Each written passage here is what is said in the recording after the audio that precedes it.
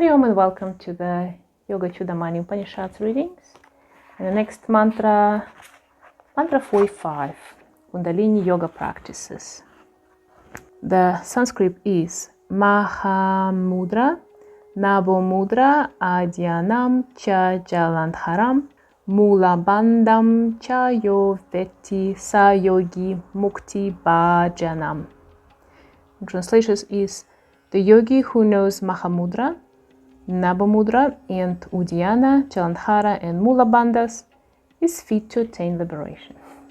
It's as simple as that. Commentary. This mantra mentions the major techniques for Mudra and Bandha, which form the practical aspects of Kundalini Yoga.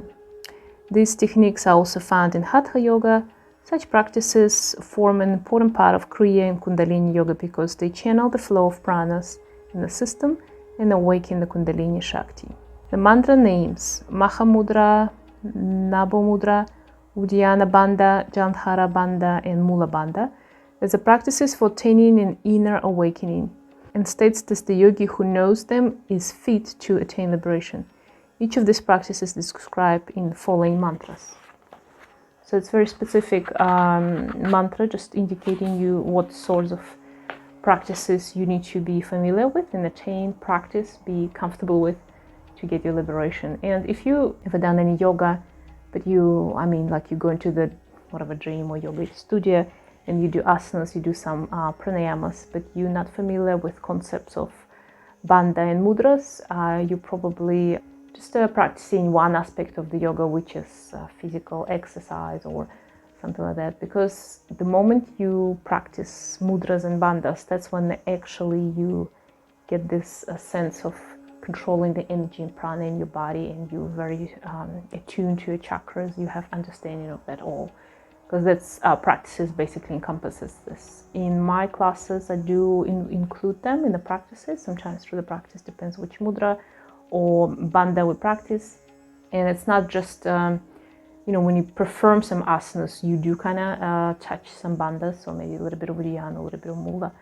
Jalandhara naturally happens when we do, for example, shoulder stand or halasana, stuff like that.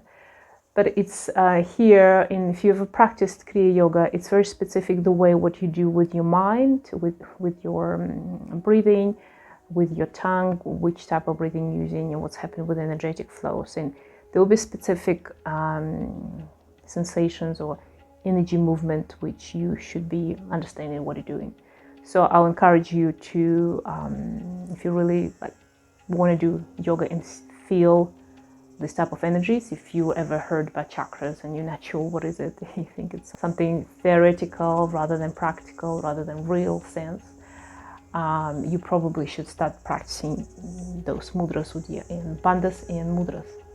And in particular, some Mahamudra, for example, we will go through them here. You can just go and practice Kriya Yoga. However, like in my lineage, you do need to have the basics to start practicing Kriya Yoga. In advanced practitioner yoga teacher guru probably will not teach you straight away the Kriya Yoga without knowing that you're familiar with the bandhas, with particular pranayamas, or you can feel the energy in your body.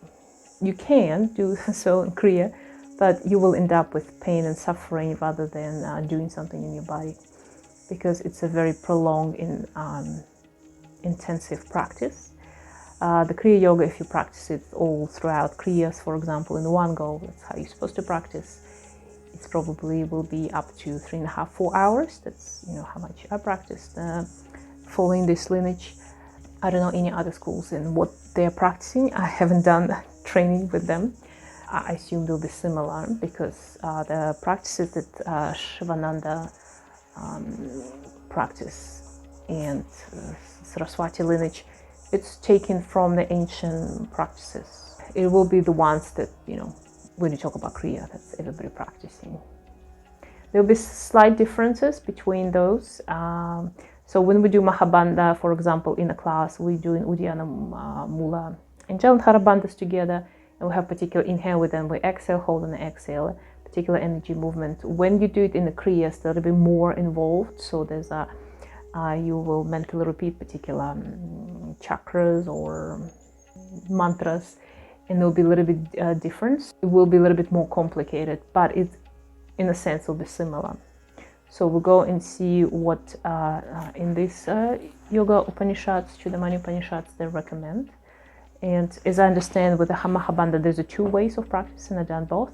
So we're going to look through those. And meanwhile, check out my other parts of these readings. Hari Om.